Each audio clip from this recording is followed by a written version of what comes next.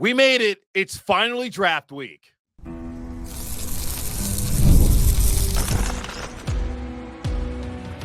You are Locked On Panthers, your daily Carolina Panthers podcast.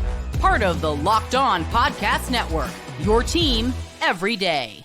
Welcome into another edition of the Locked On Panthers podcast, part of the Locked On Podcast Network. I'm your host, as always, Julian Council, talking Carolina Panthers with you every Monday, Tuesday, Wednesday, Thursday, and Friday. Your team every day. That's our motto here on the Locked On Podcast Network. Subscribe or follow the show for free on YouTube or wherever you listen to your favorite podcast.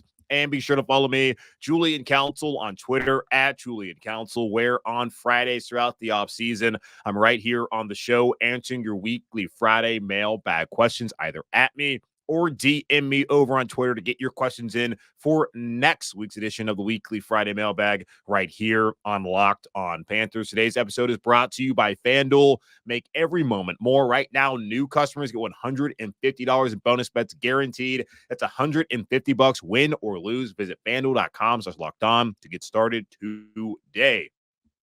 We finally have made it. It is draft week on Thursday evening. The 2024 NFL draft gets underway in Detroit, Michigan. Then on Friday, most likely, will be when the Carolina Panthers make their first selections in the 2024 draft. And I cannot wait to finally get to draft night, to get to this weekend. We spend so much time on the show and just everyone across the NFL media over the last month and a half or so talking about the draft ad nauseum, saying everything we have to say. And look at the draft week, it's like, what more is there to say? What more can we go out here and give y'all as far as our feelings? And I'm feeling that way, and I'm sure a lot of folks are feeling that way as we begin the draft week. Let's just get to the draft. The next couple of days, of course, I'm going to continue to give you my thoughts. Quite honestly, don't know what more I can tell you that's going to be new. Maybe I'll have a last minute epiphany and tell you that, but I'm here doing a show yet again, and I appreciate y'all listening and watching as I just want to get to the draft. I just want to see who they pick, want to react to it, and then want to talk with the Panthers after the draft and look ahead to the rest of the offseason, and then sit here and pray for it to be September and actual games being played. But we're going to do this on today's show.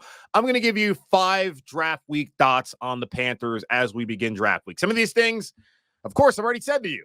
But again, the draft's on until Thursday. I got to do a show every single day of the week. And here I am trying to find new things to say when honestly I have nothing new to say at all, because we've been talking about the draft for over a month and a half. And I'm just ready to get onto it. Not the best endorsement, but hang in there with me. Roll your eyes, be upset. Don't really care. But here we go. Number 1 for me right now, wide receiver still needs to be a pick at 33. I've sat back. I've thought about it for the last couple of weeks. Over the weekend, again, was thinking about what this team really should do at 33. And now my opinion, of course, could change by the time we get to Friday night, assuming that Friday night is when the Panthers will be making their first pick in this draft. And I believe that should be the case.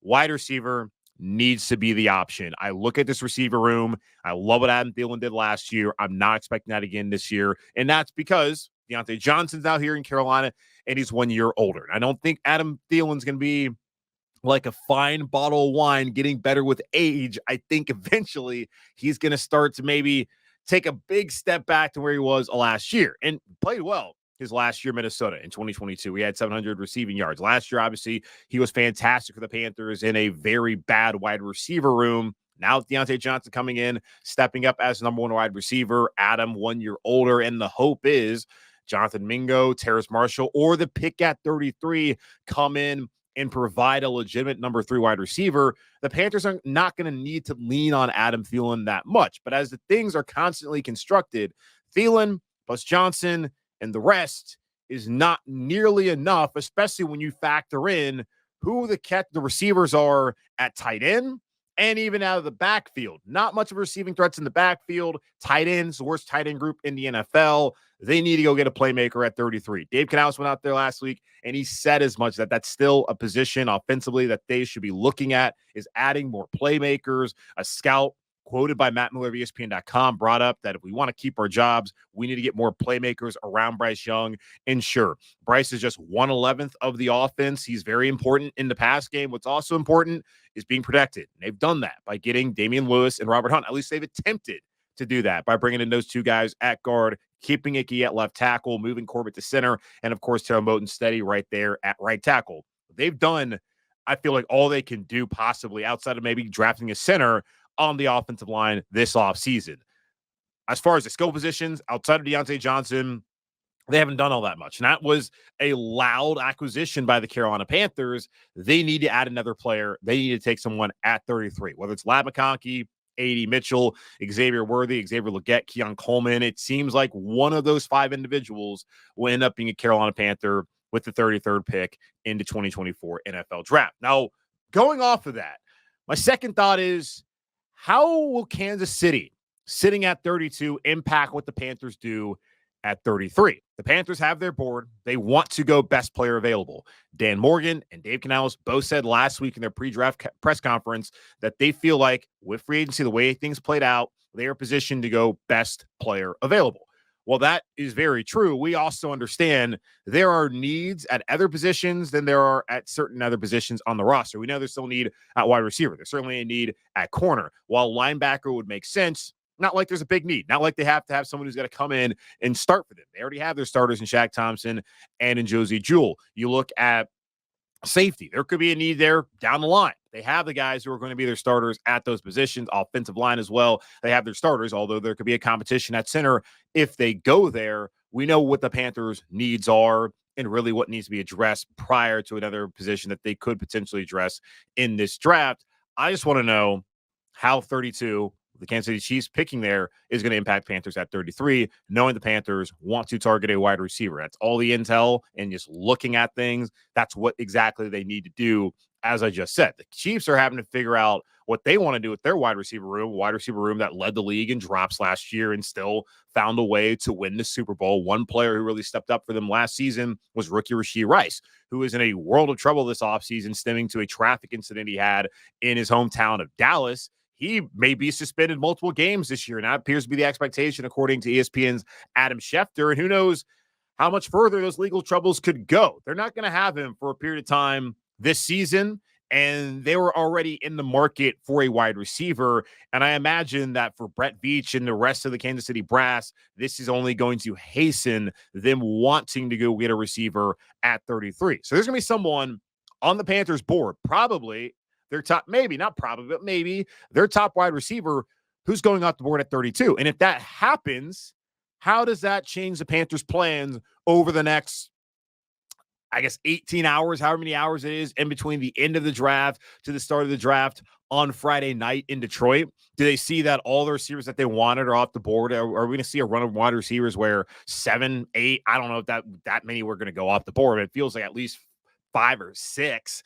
You got to imagine that obviously Marvin Harrison Jr., Rome Odunze, Malik Neighbors, those three are going to be gone. Brian Thomas also at LSU appears to be someone who's going to go off the board. I would think A.D. Mitchell's probably gone. So probably 5, 6, maybe 7 receivers. The Bills could use a wide receiver. The Raiders are a team that's been seen that maybe wants a wide receiver. It's going to be difficult to see.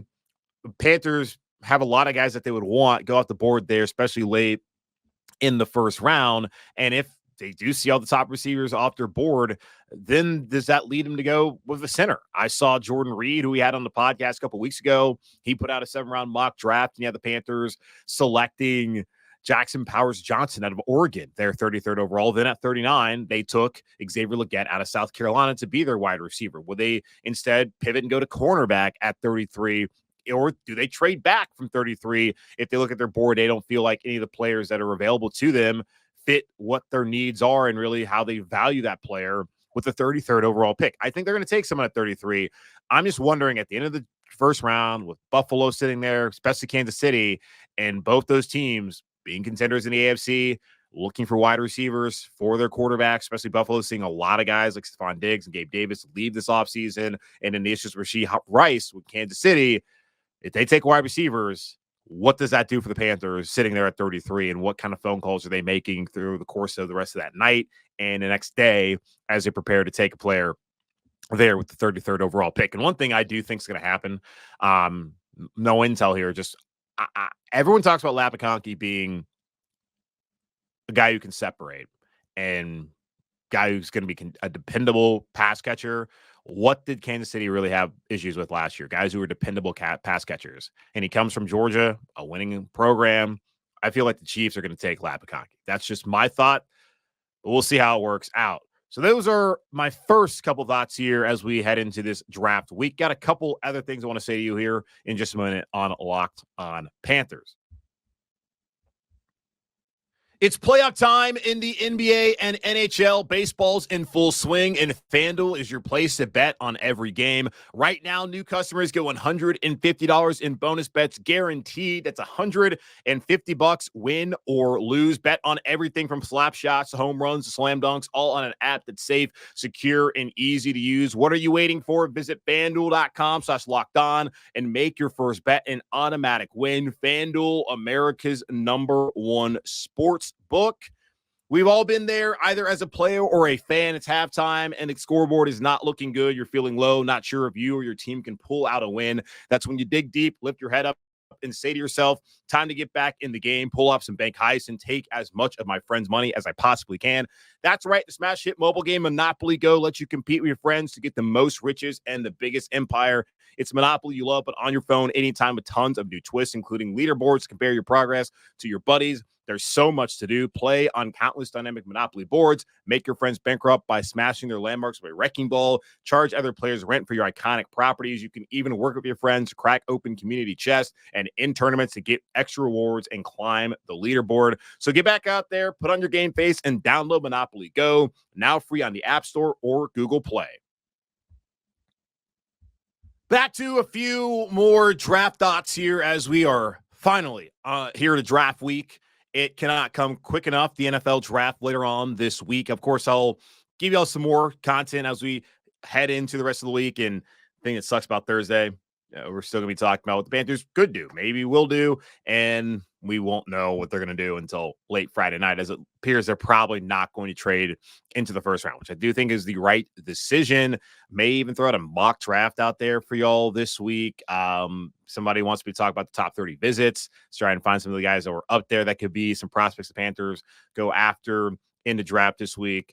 Trying to cobble things together as I just want to get to the draft. I just want to get to the draft. I just want to be able to react instead of just keep talking about what they may do, because we've been doing that for a month and a half, and I've enjoyed it, but I'm at the point where I'm just like, I'm tired of doing it. Let's just get to it. I'm sure y'all feel the same way about just wanting to have the answers. You sit here, you prepare for the test. Now you just want to get to it and just have all the answers and yada, yada, yada. All right. Couple more thoughts here as far as my pre-draft thoughts. Number 3, and looking at this, the Panthers really, they ought to consider trading back at 39. If they get their guy, whether it's a wide receiver or center or some of the other positions, but really a wide receiver, they get their guy at 33. 39 every year is one of the more tradable assets in the league. And have a top 40 pick that you got from that Burns trade and be able to turn into more picks in day 2. I think that would make sense for the Panthers when you look at their needs and the remaining picks. And we're going to exclude 240. I don't value 7th-round picks that highly. It's great to have gotten that in the Dante Jackson, Deontay Johnson trade. I just don't think that's going to be a player who's going to come in here just historically knowing, and I guess the history really shouldn't matter. I'm not really super pressed on what they're going to do at 240. Now, I am very interested in what they're going to do in the other rounds before that. Of course, in the second round, 3rd, 4th, and 5th, with picks 39, 65, 101, 141, and 142. And if you look at some of the needs Panthers have, they could go center, corner, tight end, edge could still be seen as a need. Linebacker, you could say getting another wide receiver. They could, in theory, address all those needs right there: center, corner, tight end, edge, and linebacker with picks 39, 65, 101, 141, 142, respectively. They could, in theory, do all of that. But it's unlikely that they're going to be sitting there at 101 or at 141 and look at their board, look what their needs are, and it's going to absolutely point to this position that they have not addressed just yet. It's not going to always point to them getting a quality player at a position where they may have a need. And they've talked about going to the draft best player available, which could mean that they could go with multiple wide receivers. They could take a running back if that's what they see on their board as being the top option for them at that point in time. I just think, to me, getting another day 2 pick, getting another quality player in the top 100 should be a focus for the Panthers. If they can turn 39 into, I guess it's the Rams are a team, the Packers are a team we can talk about on Friday in the mailbag. Those are teams that have multiple day 2 picks. They can turn 39 into a later on second round pick, another pick in the third round, and then you have 101. You're talking about that's 5 picks in top 101. And that's exactly what you want as a young team, a team that's rebuilding, to be able to get a pick at 33, get another guy in the second round potentially, and then get 2 guys in the third round. Then you have the first pick there in the fourth round, day 3, and that could be seen much like how 33 is being seen like as a first round pick. That could be seen as effectively a day 2 pick. Someone just slipped out of day 2 and you got them to start up day 3, getting 5 players top 101. That would be good business for the Carolina Panthers, in my opinion, for a team that is not just a player away, a team that's continuing to build and is going to need to continue to build and get these young, inexpensive players via the draft who can come in, be contributors, and be the next generation that this franchise builds around. And with that all being said, number 4, under no circumstance should they be trading up. I've had people ask about trading up for Brock Bowers. I think he's a great player. I just think it's ridiculous that you want to give up multiple assets to get one player, and that player is a tight end. And I understand what guys like George Kittle and Patrick Kelsey, not Patrick, God, Jesus Christ, Travis Kelsey, Patrick Mahomes, Travis Kelsey have been able to do in the NFL at that position. I just don't think that you need to be giving up that many picks when the Panthers already gave up so much last year to get Bryce Young. They're in position of not having a first-round pick because they went up to get Bryce Young. And then you could argue that, well, if they went up to get Bryce and they're still trying to get weapons, why not give up picks this year to go get a weapon who can help Bryce? Totally understand. That's not the only need on the roster. And Dan Morgan told y'all last week that they're not just looking for playmakers on offense. They're looking for playmakers on defense, guys who can take the ball away, because they could not do that last year. It's not just an offensive need the Panthers have. They have defensive needs. They may be secondary based on the moves they made in free agency and whether these guys would even come in and actually play right away to what the needs on offense were this offseason, especially knowing that Bryce is a guy who struggled last year. He's Tepper's guy, and Dave Canales is brought in here not just to get the football right, but to get Bryce right and to get this offense and not be the worst offense in the league here in 2024. I just don't see how you can feel that the Panthers have all these needs and then think also, well, why not trade 2 of these picks in day 2? They'll get 1 player when you could trade back from 39 and then be able to get an extra pick and end up getting 4 players day 2 instead of just potentially 1 player and then getting 1 player in round 1, if I did my math correctly. Doesn't make a lot of sense to me. I think that if you trade back from 39, you can get 5 players top 101 opposed to just getting 3 players in the top 101 by giving up a pick.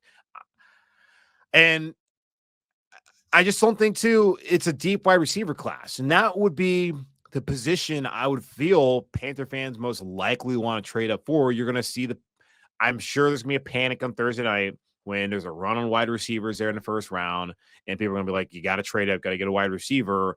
And if the Panthers act that desperately, they're going to give up more than they should give up. And we see every single year teams give up way more in the draft than they should. And that's what's wild to me, how when looking at what Brian Burns was traded for and understanding the contract aspect of it was a part of that as well. Jerry Sneed, him being traded from Kansas City to Tennessee, same kind of scenario. But to see proven players be traded for less than guys who have never stepped foot on an NFL field, you're giving up more assets to go get them, is kind of insane.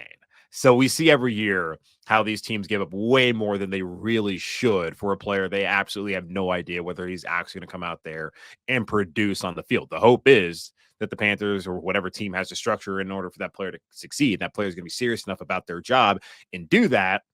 I just don't think it makes a lot of sense, especially with wide receiver this year. Like, this is not a contender in 2024, maybe not even contender in 2025. Like, they're rebuilding, hopefully the right way through the draft.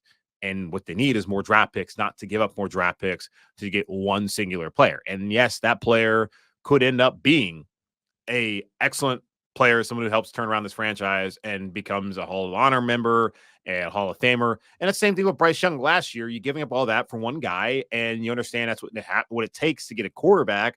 But also, you think about like what you lose in that process. And maybe someone who's rude what you've lost by trading up to get Bryce. I don't see why you would be now all in on wanting to go up there in the first round. I don't think it's feasible. I don't think it makes a lot of sense to do. And you're really going to give up assets to draft a fifth or sixth best wide receiver. If you're getting Marvin Harrison Jr. or Roma Dunze or Malik Neighbors, okay, I will be willing to listen to your conversation more so than you're saying, let's get up there to ensure that you get A.D. Mitchell, who I love, or Brian Thomas, who I also love. You're not getting the top receiver. So why give up a lot when you could stay right there at 33 and you could get still a good receiver in what is a deep class? So that I just don't think they should do it, especially not for a tight end. That's just, I don't understand that. Wide receiver, still, no. Stay back there in the second round. If anything, trade back. All right, one more thought here on the other side, and I'll give it to you here in just a moment on Locked On Panthers. You shouldn't have to worry when you're buying tickets to your next big event. GameTime is the fast and easy way to buy tickets for all the sports, music, comedy, and theater events near you. With Carol last-minute deals, all-in prices, views from your seat, and their best price guarantee, GameTime takes guesswork out of buying tickets. GameTime is the only ticketing app that gives you complete peace of mind with your purchase. See the view from your seat before you buy so you know exactly what to expect when you arrive. All-in prices show your total up front so you know you're getting a great deal without hidden fees. Buy tickets in seconds with just 2 taps. Take the guesswork out of buying tickets with GameTime. Download the GameTime app, create an account, and use code LOCKEDON for $20 off your first purchase. Terms apply. Again, create an account and redeem code LOCKEDON. That's LOCKEDON for $20 off. Download GameTime today. Last-minute tickets, lowest price, guaranteed. One more thought before we get out of here, as we are now here in draft week. Thursday night, the draft gets underway in Detroit. The Panthers, I do not believe, should be making any moves on Thursday evening, unless it's a move to decide they're going to trade one of their second-round picks, number 39, back to get more picks there in day 2 of the draft. They should not panic and move up into the first round. From what Dan Morgan told us last week, for whatever it's worth, he's not going to tell us everything that's going to happen. And even when you listen to a lot of things that they said last week, there wasn't a lot there, to be honest with y'all. But they did say they have not even considered, at least had a discussion about moving up to number 1. And that's a discussion that I'm sure they had over the weekend, that they're going to have today before they head up to Detroit. I don't think that's something they should do, is take someone. I guess they're not even head up. They're going to be here in Charlotte. But either way, I don't think that's going to be something that they are going to do. I don't think it's something that makes sense for them to do. So we're going to wait until Friday evening until we get the answers to what the Carolina Panthers decide to do with 33, 39, and 65. If those will be players, if they're going to trade back, maybe trade up even from one of those other spots that they have later on in day 2, we will see. One thing I want to find out, of course, and want to know is, when will the Panthers prioritize defense? We know that this offseason, the focus has been on offense, especially the offensive line with Damian Lewis and Robert Hunt coming in, trading for Deontay Johnson. They have done a lot to help out Bryce Young to fix up this offense this upcoming season defensively when they watched Jeremy Chin leave, which made sense. He wasn't a big part in Jarovero's defense last year anyways, when they traded away Brian Burns and Dante Jackson, when they let Von Bell leave. Also, when you watch Frankie Louvu take a lower offer in Washington, that's a ton of guys who have started for you and played a lot of snaps over the last 3-4 seasons who are no longer Carolina Panthers. Even Yetur Gross-Matos, you're having a completely new look defense. And while I feel like they've done an okay job, like A'Shawn Robinson has to be an upgrade from what they had last year with Deshaun Williams. Shai Tuttle must play better for that to even have much of an impact for this team this upcoming season, especially in the run game where they were terrible last year, to be quite honest with you. Linebacker, don't think that spot got better when you lose Frankie Louvu. It's good to have Josie Jewell, who's played in this scheme before and who has had success as a starting linebacker with the Broncos, coming in. He doesn't have the same speed not great in coverage, not going to give you the same kind of blitzing pass rush skills as Luvu did. And we have to see what Shaq looks like this season, as he's going to be another year older and coming off of a significant injury. So linebacker didn't get better. Corner, Dane Jackson, is he better than Dante Jackson? I wouldn't say that, but he is a younger player. We'll see what he's able to do. I still think they need to add someone else there to the corner spot. J.C. Horn, we know his injury issues, missed 29 of possible 51 games. That's going to be untenable if he's going to miss more time again this season, especially looking at where that cornerback room is right now. So they really need to look at getting someone defensively at some point in the draft. And corner would be the first spot where I would see them getting a player, whether it's someone who's going to play nickel like a Mike Sanders drill, or if they want to go get an outside corner like a TJ Tampa out of Iowa State, which we talked about last week. Corner feels like, of all the defensive positions, the one that absolutely has to be addressed. The rest of them, defensive line, if they don't get a defensive lineman, I'm not going to be all that upset about it. Now, I will bring this one up. Like, Devontae Sweat out of Texas was a DUI a week ago, and now people are talking about it's going to drop him to day 3. The NFL's shown you so many times that they don't really care what these guys do off the field. You may be suspended for a couple games. They're not going to kick you out of the league. But what they will do is definitely take a risk on talent. And Devontae Sweat has talent. The Panthers need more talent on the defensive line. Not saying that I'm exonerating him for what he did, at least allegedly, because he has not been convicted of anything, but being arrested in charge of DUI. He is somebody that defensive line is going to be available. Pick 101. He's definitely better than pick 101. Why not bring him in? Now, you're going to have to make sure that he doesn't do the same knucklehead stuff again, but still, that's to potentially address linebacker. We talked about Peyton Wilson. He's awesome. They need more depth at linebacker, certainly. Just the one thing is, like, that's a position group that's settled as far as who's the starter is going to be this year. Edge rusher, they have Clowney. They have Wonnum. They brought in Caleb Chason. They already drafted DJ Johnson and Amari Barner the last couple of years. It's not necessarily that they need an edge rusher, and that's something I've come around on over the last couple of weeks, where I felt like that was certainly a primary need, and maybe they still feel that way. And I still see plenty of these mocks from the NFL draft experts out there that have the Panthers taking an edge rusher at some point in time in the draft. I just don't think that that's something that they have to prioritize. And in safety, they're good there as far as the top 3 being Jordan Fuller, Nick Scott, and Xavier Woods. But what will happen next year, if those guys are all gone, that's going to be then a position where they have a major need there. So we'll see. And also another thing, just like think about prioritizing defense. Say they stick there at 39. I go back and forth on whether it should be a corner or it should be a center. Like, Zach Frazier's there. Somehow Jackson Powers-Johnson's still sticking around. Do you just continue to go all in on offense and worry about the defense down the road? Or are you worried about, are you able to cover anybody and get off the field? That was a big reason why they took J.C. Horn. Matt Rule back at the time talked about they couldn't get off the field in 2020, and he was right. They didn't do a good job. Now, Rasul Douglas went on to be a really damn good player once he left Carolina. Maybe you should have brought him back, and he wasn't like he was all that great, honestly, that season. So I can understand why they moved on, but he really blew up after that. If the Panthers decide, okay, we're going to go wide receiver then center, it's going to be tough, I feel like, to find that impact corner. Now, you can still find, there's always a possibility you can find someone later on in the draft who surprises and wins that job.